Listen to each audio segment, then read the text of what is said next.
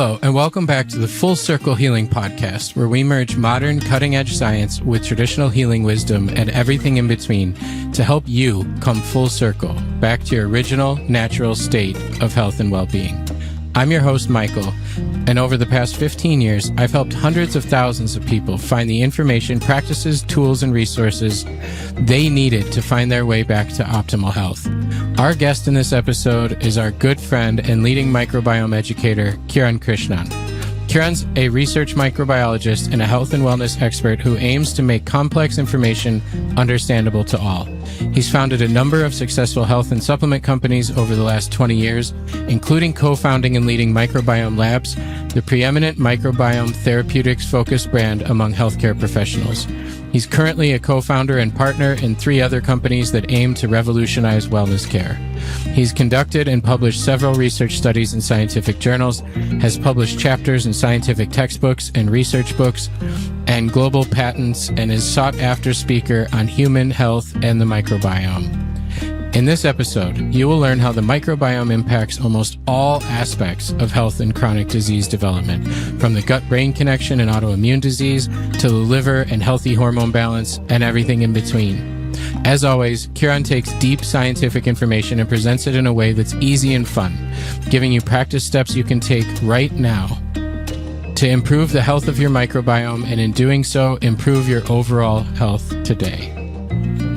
If you enjoy this conversation and decide you'd like to learn much more from Kiran, head over to rebelhealth.co/microbiome to learn all about the Build Your Resilient Gut Microbiome and Beyond course that we've collaborated with him to create. And now, let's get started with Kiran.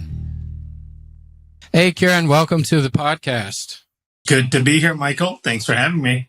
Yeah. This will be a lot of fun. We've done a ton of interviews, but this one's going to be a little bit different than the past. And it's an exciting topic. And I think that when we first started doing webinars and interviews together, the microbiome conversation was more, I don't want to say fringe, but it was not a mainstream conversation. The topic of microbes and the gut and the bugs and probiotics and such was still kind of like in its infancy. And in the decades since, I think the microbiome has become kind of the center conversation of a lot.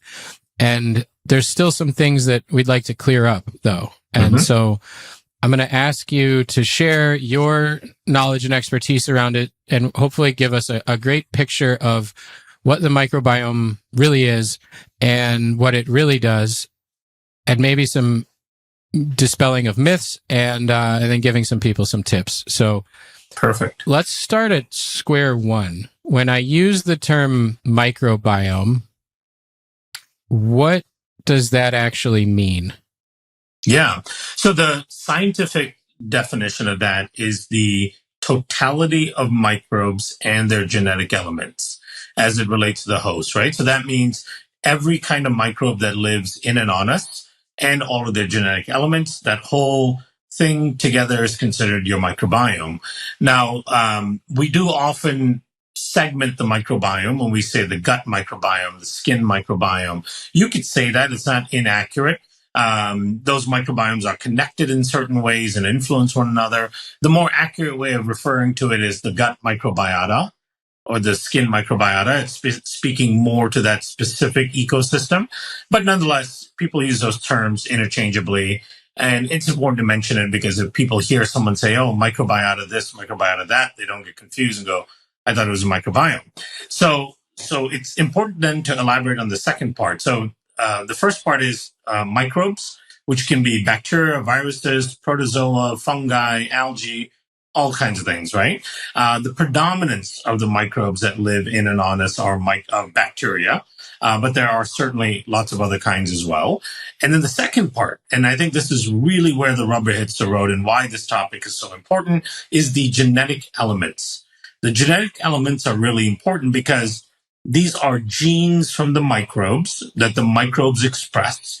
And when they express the genes, it creates compounds, it creates enzymes and effectors that can change how our bodies function. And in fact, there are 150 times more microbial genes functioning in our body than human genes. So we get more effect out of the microbial ecosystem in terms of day-to-day function as a human than we do from our own human cells, right? And that's where the rubber really hits the road, because when disease is a matter of dysfunction, right? And if you think about a majority of function comes from the microbes, dysfunction can also then come from the microbes, which leads to disease, right? And so an imbalance in the microbial system easily leads to a dysfunction. The dysfunctions lead to disease. And this is why this whole topic is so important. That's wild. 150 times more genes. Yeah. And so these genes are controlling functions in the body, and there's a lot more too that the organisms actually control and contribute to. But that's really fascinating. So in some ways, we're like 100 times more microbial. Yeah, and you're mentioning bacteria, fungus, viruses. I think a lot of people who might not be super educated on this topic might hear that and think most of those things are bad. But I've heard you cite studies before that, like, if you sterilize the microbiota in the gut of a mouse, it'll die. Yeah. Like, we couldn't exist without these things, correct? We couldn't. If there was some way to push a button and remove all the microbes from your system and sterilize you, you wouldn't function more than a few days. Your systems would start to fall apart. Because the other part of it that's really interesting is, we have all these different organ systems, right? Your skin, your digestive tract, your immune system, your heart, your brain, and all that.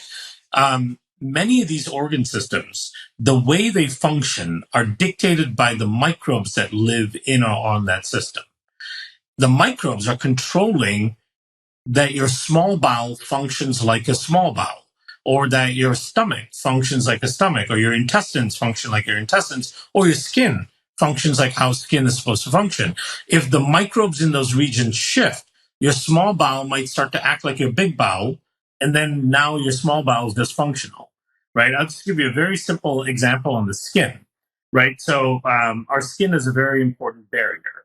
It's supposed to protect you from, things escaping, like moisture in particular, and then, of course, things from penetrating in, whether it's toxins, environmental toxins, whatever it may be, microbes, and so on.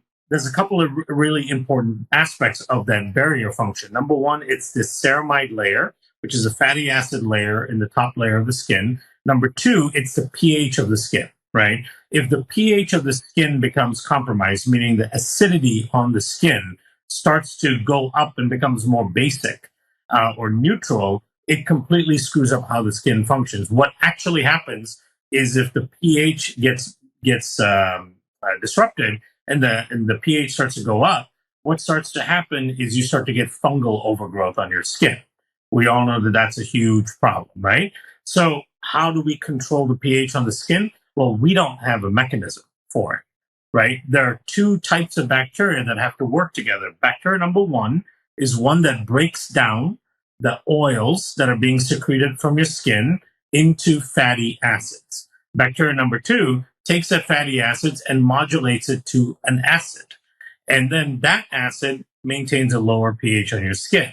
So then if those two types of microbes are now not functioning, all of a sudden your skin barrier would start to get compromised. You'll start getting fungal overgrowth all over. Your hair would start falling out. You'll get, constant eye and ear and other infections all over the place, respiratory illness. You'd be uber sensitive to the sun. Your skin would dry. I mean, it'd just be an absolute mess, because two of those organisms, two classes of organisms on your skin are gone. Wow. I think when most people think of microbiome, they're only thinking of the gut.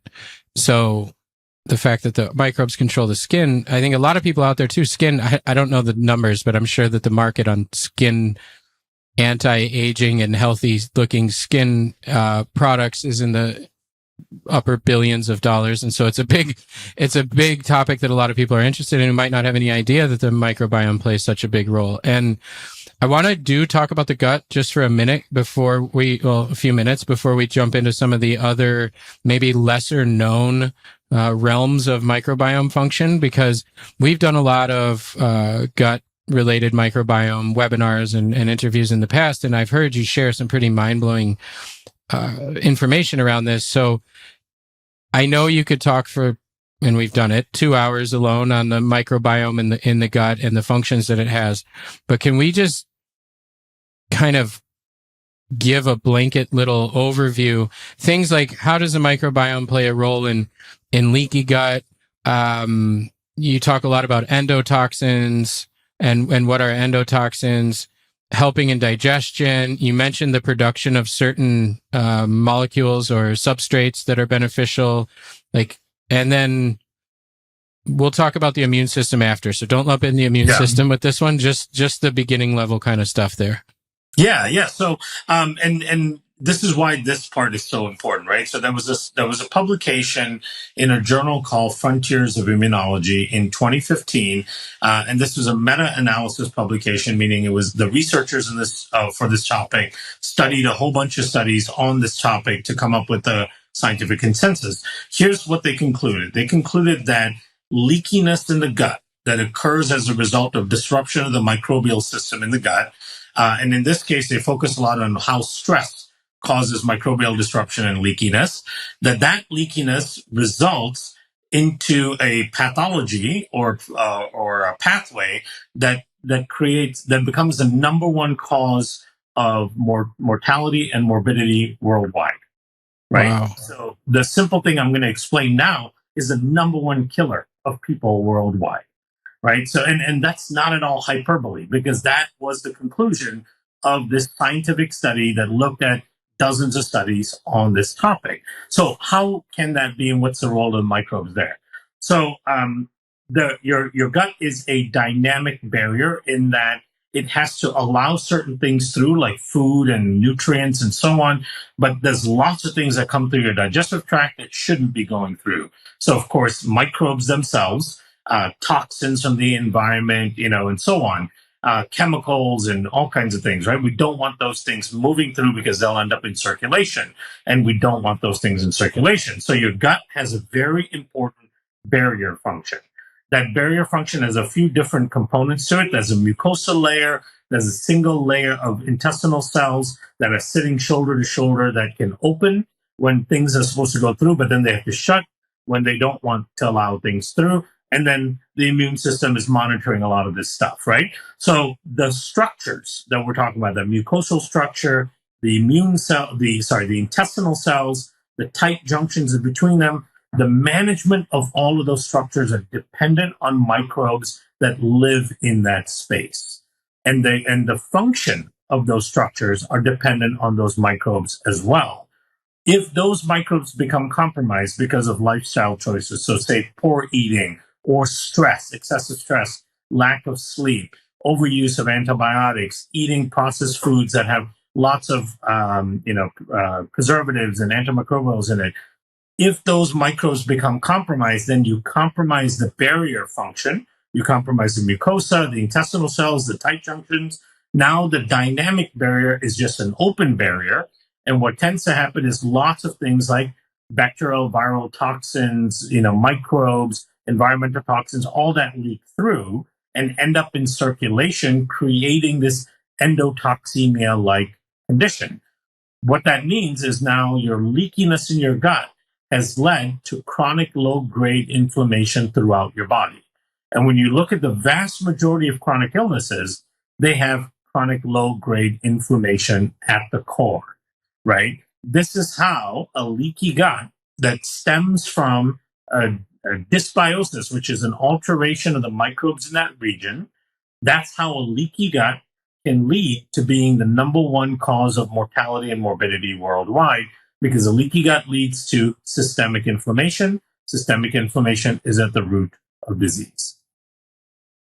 That's a pretty bold statement to call it the number one cause of chronic disease and death, but the studies are pretty obvious, and it's not really a debatable thing. And so it's incredible once you start learning about this to realize how widespread that goes, because what I didn't know when I first started learning from you and others is that when these inflammatory cytokines and other things get stirred up in the gut, there aren't like local, like, yes, they could, the trigger for it can be local, but then those things circulate everywhere. So that's how, inflammation in the gut could cause my fingers to hurt if I have arthritis, for example, because it's the inflammation is triggered systemically instead of just in one place, because the messengers that say, hey, problem, inflammation, those get into the bloodstream and then they go everywhere. And you see elevated levels of them on blood tests. And so I didn't put that together until I really started learning about how there really isn't a local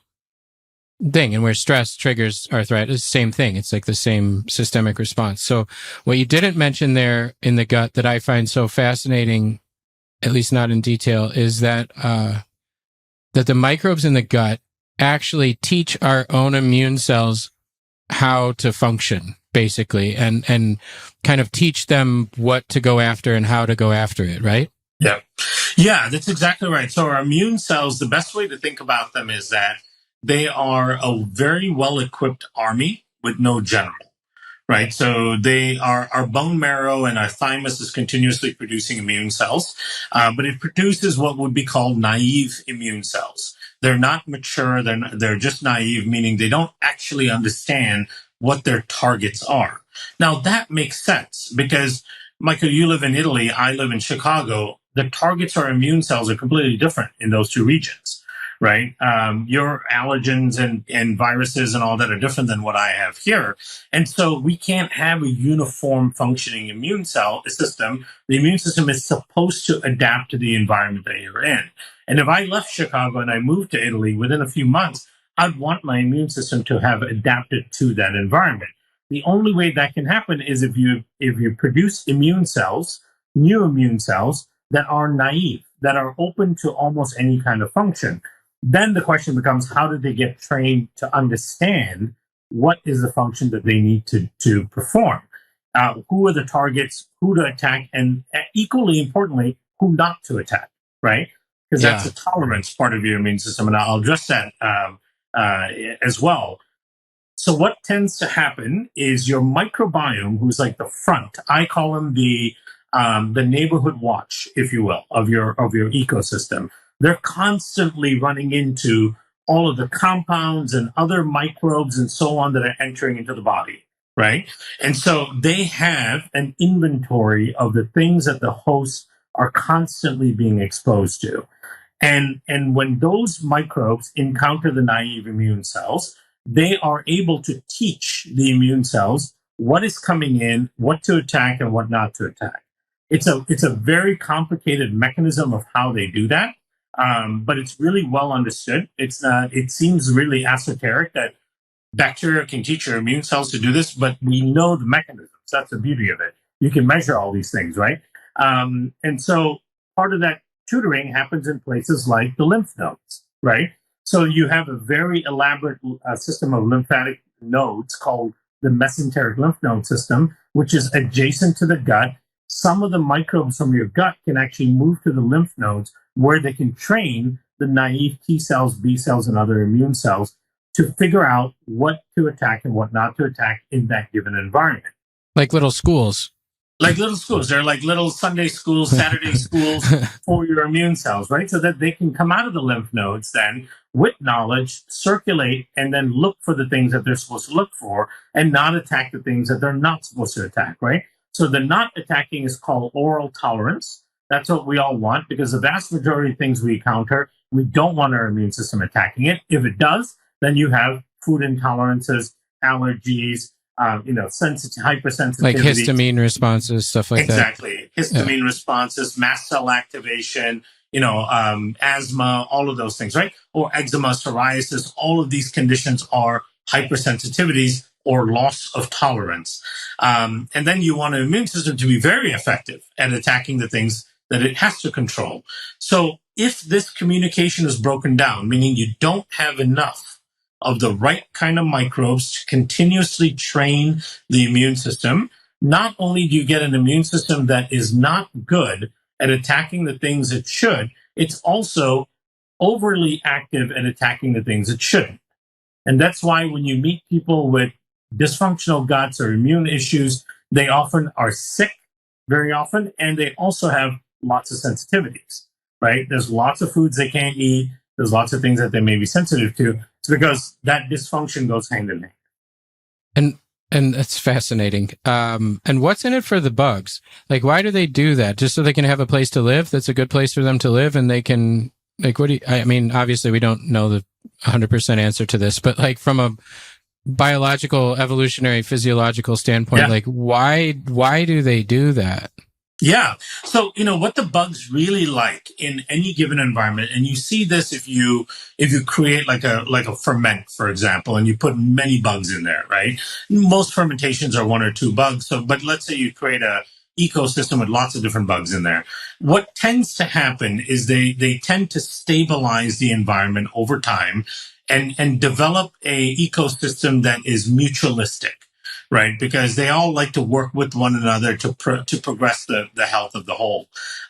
What they don't like is a bug coming in that's egregious and trying to take over the whole system. So the systems tend to be designed to have enough resistance forces, meaning they compete with each other in a friendly level, but then they also have mechanisms to go after bugs that are being overtly egregious. And that seems to be the relationship that these bugs have with our immune system. Because when something comes in that can be potentially damaging to the system, like a new virus or a new bacteria that's trying to take over, the bugs themselves will go after them, right? If you have the right bugs, the bugs themselves will go after them. But then they've also learned to develop this relationship with the immune system that says, hey, this thing is out of control. You need to control this so we can all be safe, right? So they do that. So they're like hippies, kind of like they have a little commune vibe going on with the exactly.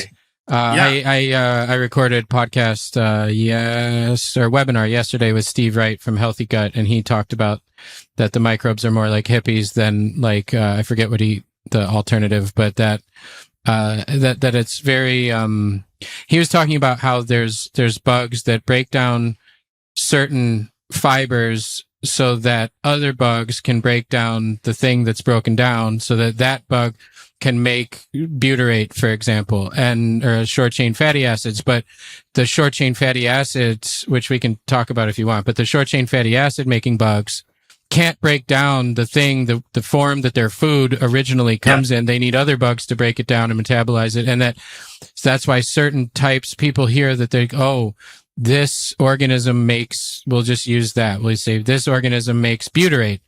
So I should take a probiotic that has like a zillion of this organism in it, because then I'm going to make lots of butyrate, which is a beneficial compound, but that's not how it works, because somebody else needs to make their food. That's right. Yeah. I mean, so in the case of nutrient breakdown in the gut, there are what we refer to as primary fermenters, secondary, tertiary, and so on. So when you eat food and a bunch of food comes in, a lot of the macromolecules in the food, so the long protein chains, the long fiber chains, and so on, are broken down by certain classes of bacteria. They have the enzymes and the capabilities to break those down. Now they create byproducts from that breakdown. Those byproducts feed a whole nother layer of bacteria. And then those bacteria create byproducts that feed another whole layer of bacteria, right? And that's absolutely true for short-chain fatty acids like butyrate, propionate, and acetate that are really, really important for function in the gut and outside of the gut as well. And it can only come from that kind of cascading digestion, which means that you have to have a diversity of bugs. Because you need the bugs, you need the primary fermenters, then you need the secondary, then you need the ones that are making the compounds. And this is why you keep coming back to this idea that the healthiest microbiomes are the diverse microbiomes. And that should be the goal of most people who are trying to improve their overall health, is to get to diversity, right? And improve diversity and maintain diversity. And then, of course, pass on that diversity to the next generation.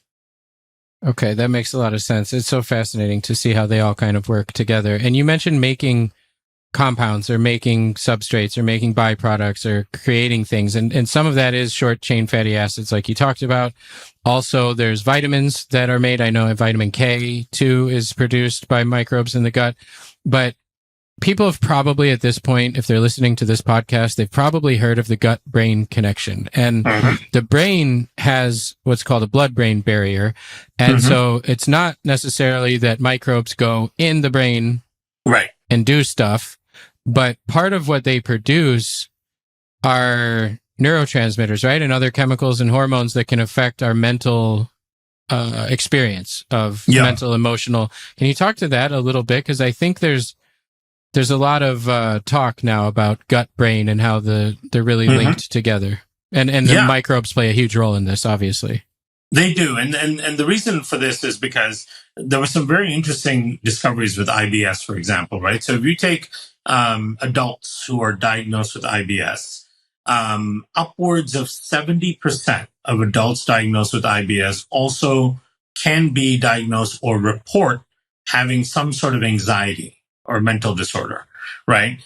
Compare that to non-IBS adults, it's less than 19%, which means that if you have IBS, you're almost 4 times more likely to have some sort of anxiety or depression. So it goes hand in hand. IBS is irritated bowels and dysfunction in the bowels, and then the brain dysfunction that goes hand in hand. Now, there's 2 parts to that. Number one, the first part is what you talked about, where a healthy, diverse gut produces really important neurotransmitters and immune compounds that help calm the brain and reduce the fight or flight response, right? So these are things like brain-derived neurotropic factor, which is a very important compound for repairing the brain every night when you go to bed.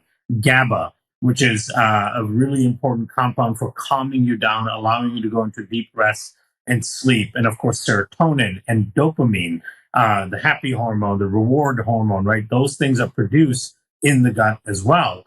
And so without the adequate production of those things, the brain just doesn't function the way it should.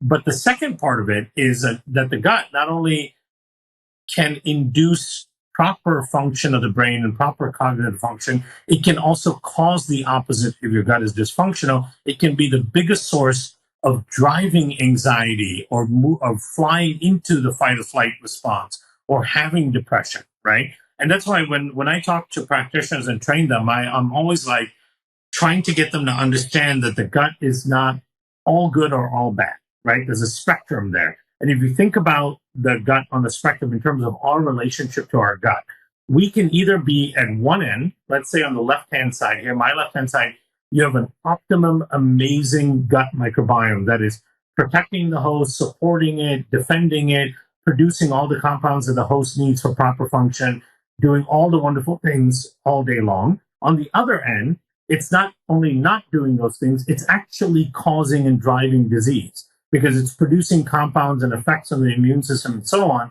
that drive a disease state, right? So everyone's microbiome is somewhere in that spectrum.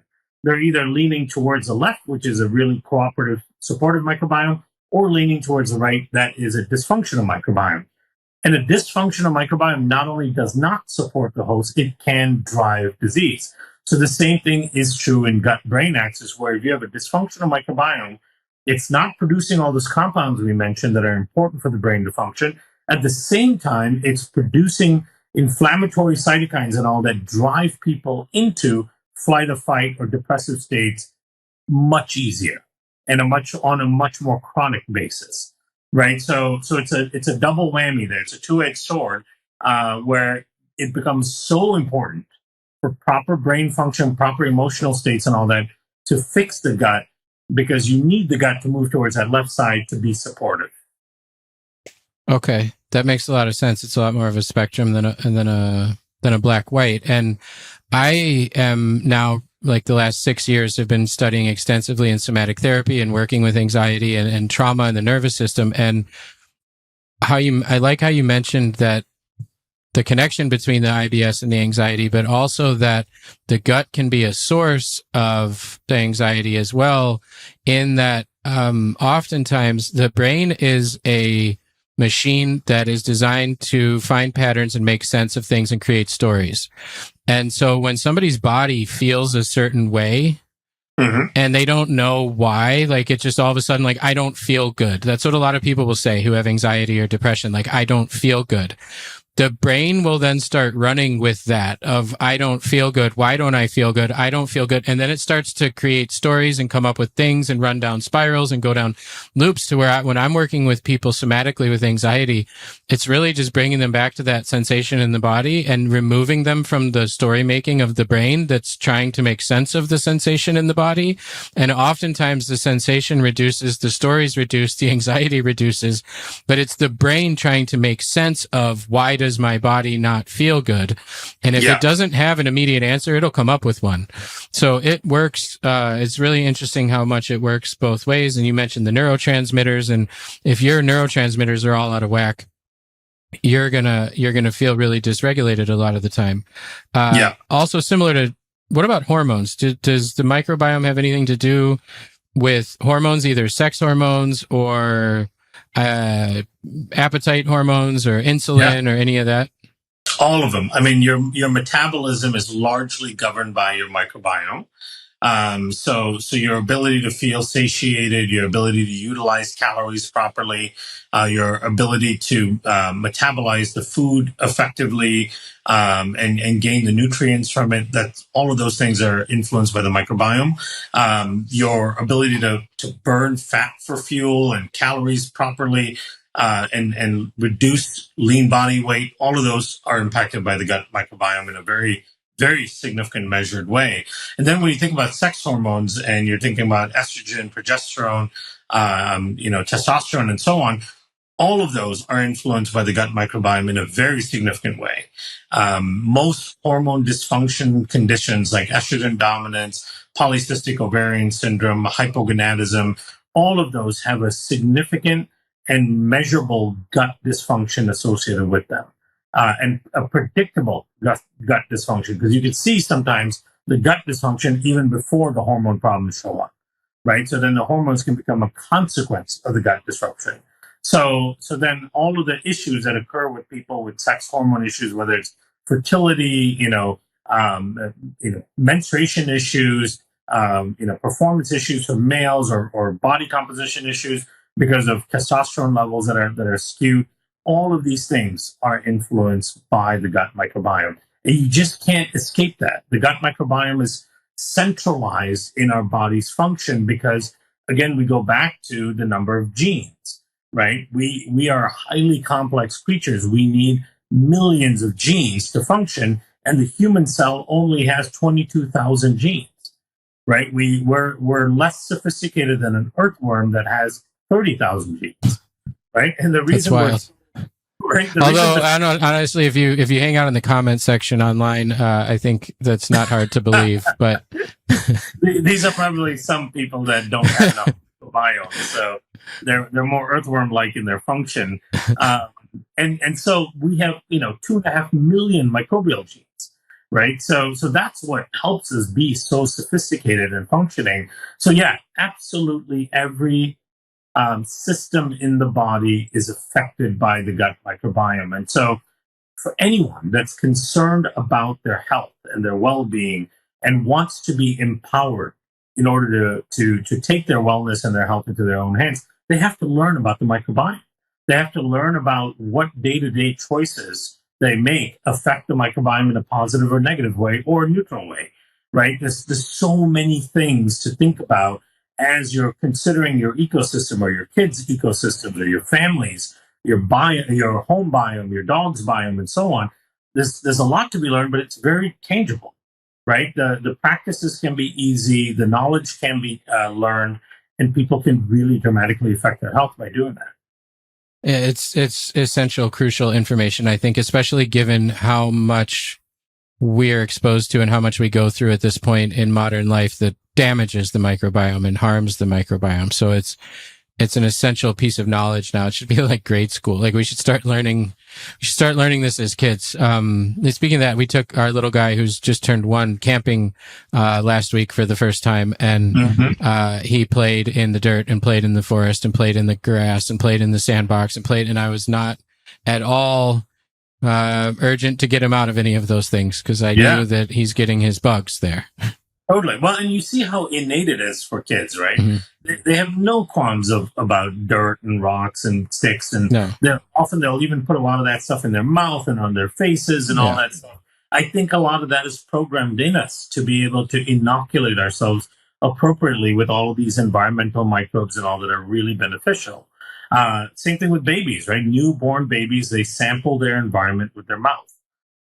They don't do it. They don't sniff things. They don't look at things and examine. They put everything in their mouth because that's a way of inoculating your system with the microbial ecosystem around you.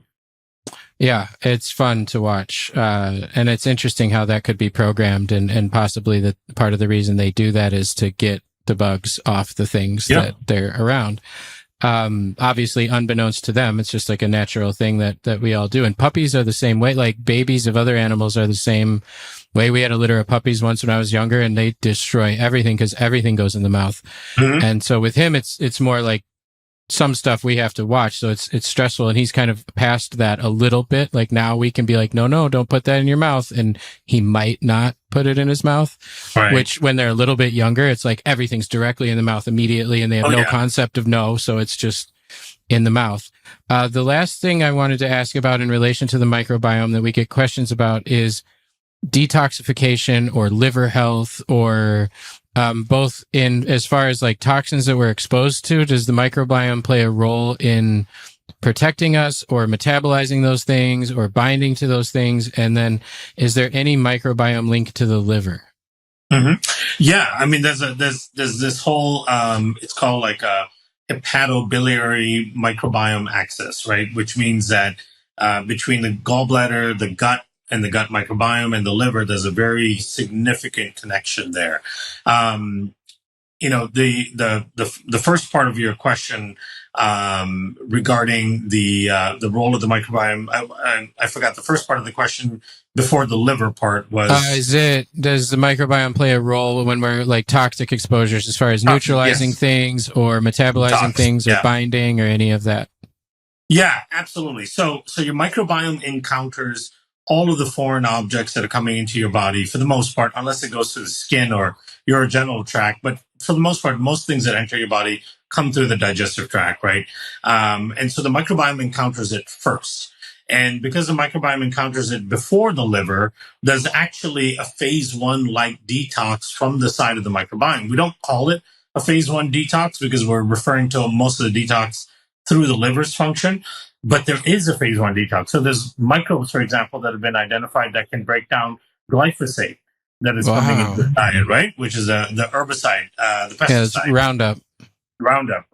And so that's amazing. And when I was at Novozymes, there was a project where we identified a microbe that can break down microplastics. Wow, that's going to become very important. I've hosted some very terrifying interviews on the topic of microplastics. Yes, it is. It's when you start learning about it, it really is freaky. And we can't get away from it. You can reduce some of it, but you can't get away from it. And so microbes, there are microbes that have adapted to break down and metabolize almost anything that comes through the system, like, for example, oxalates, right? We know we're going to get oxalate exposure through eating certain foods. But then you've got this whole group of microbe, this whole genus of microbe called Oxalobacter. And it's named Oxalobacter because it's a microbe that really loves breaking down oxalates so it doesn't create stones and issues in the host. So that kind of breakdown occurs first in the microbiome, and then things go to the liver that get caught up in bile. And a lot of times it's the fat-soluble toxins and issues that go to the liver. Now, at the same time, the liver, as it's going through and trying to detoxify things, conjugate things, and so on, it in itself needs support. And there's good evidence that the microbiome provides support, detoxing, anti-inflammatory support to the liver, so that the liver doesn't undergo too much stress as it's trying to detox the body from things. This is, how your liver gets to fatty liver disease. If it's undergoing too much stress, which can come from alcohol, which used to be the number one cause of fatty liver, and then liver cirrhosis. Nowadays, it's not alcohol. It started becoming hepatitis, and then now it's not even hepatitis or alcohol. It's called non-alcoholic fatty liver disease, which is basically a dysfunctional gut, leaky gut, and endotoxemia. Now you don't have the gut playing first fiddle to the detoxification system. You're getting the liver taking the brunt of everything, and as a result, the liver is becoming fatty and dysfunctional. Right. So there's good Fascinating. evidence that non-alcoholic fatty liver disease is really driven by a dysfunction of that microbiome. Wow. Well, my goal with this conversation was to hit in some way almost every aspect of where the microbiome influences our health. And I know that that's impossible to do in the amount of time that we're trying to do it.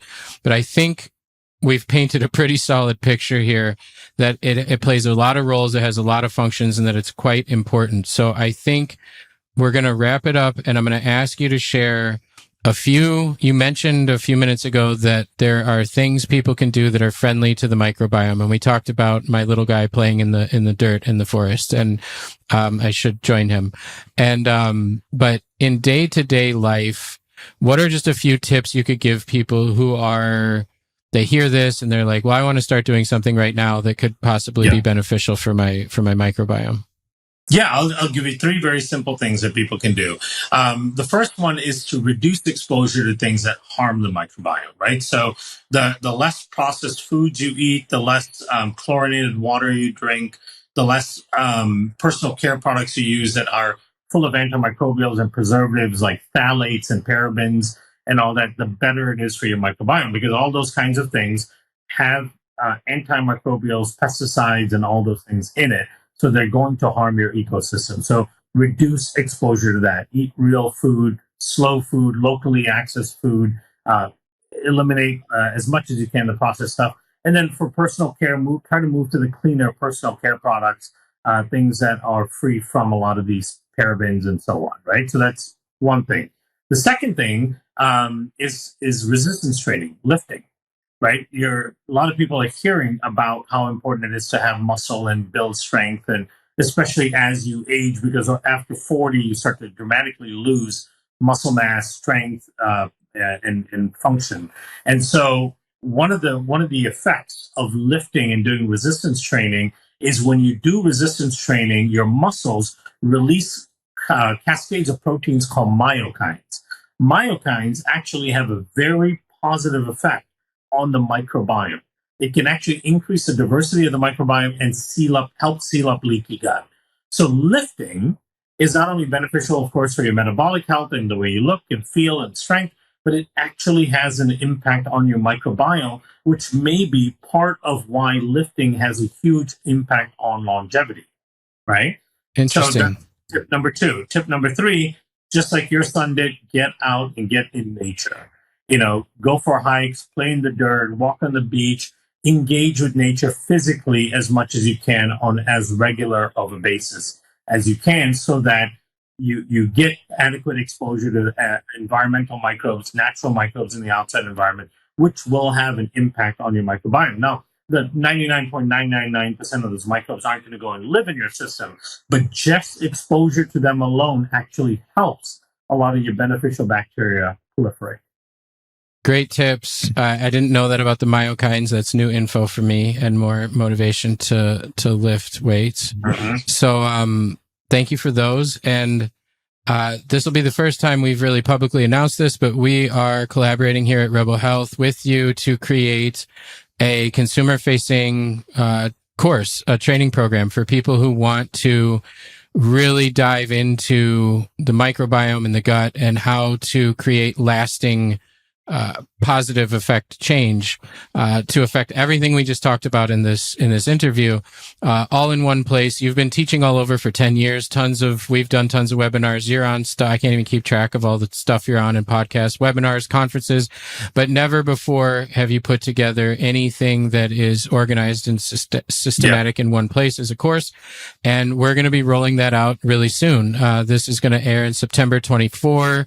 And towards the end of that month, it's going to be available for people to check out. So there will be something on this page where people are listening to and watching this where they can opt in to check out that. And thank you for working with us to create that. I think it's going to be a brilliant resource for individuals who hear stuff like this, because I think there's so much education on the microbiome out there now, and they hear these things and they're like, okay, what do I do? Right. And we really want to put all the what do I do's in one place and make it easy to follow. So I'm excited about it. That's going to be great. And they won't have to travel to 360,000 miles a year to follow you around to listen to you teach, which, little inside joke, but I think he has more American Airlines? American Airlines miles than any other human being on the planet, from teaching the last 5 to 10 years. So, there's actually a statue of you at the American Airlines headquarters. So that's really, really exciting. I don't know if you want to say anything on that for a second, and then we'll let you go. What I would say is what I was so excited about this is it's really a culmination of 10 plus years worth of work. And it's so great to be able to put all of that relevant information in one place in a format that's easily learnable, and in the right sequence, right? And my envisioning of this, when I think about people getting to access this course and go through it and really kind of become individual microbiome experts themselves, is that this is exactly what this kind of highly relevant topic needs. Is it needs advocates around the globe, right? Beacons of information around the microbiome, because somebody listening to this and who takes the course and becomes a microbiome expert can become that beacon of information for their local community. It starts with their household and their kids and their family, but then their neighbors and so on. Like, imagine being able to teach your neighbors and your friends and family about what's good for your gut, why that's important, and help them adjust their diet and their lifestyle and all that. It will spread like community fire. That's really, really positive, right? So that's the vision I have, because when you talked to me about doing this course, I was like, that is how we really spread it. Is me by myself going all around the world doing this has far less impact than 1,000 people doing this in many different locations, right? And this is what it needs, because people need to know this information. They have to be empowered with it, and it'll really affect people's lives in a positive way. The microbiome revolution. Yeah, absolutely. All right, it's about time. Yeah, let's do it. So I'm excited. Everybody will get to check it out soon. Depending on when you're listening to this, you might be able to check it out now, but it'll be here on this page. So thanks again for sharing this wealth of info. I think we just set a record for most amazing factoids in a 40-minute span. So cheers. And until next time, just thanks a lot for the work you're doing and for working with us to put together such an awesome course. It's my pleasure. Thank you.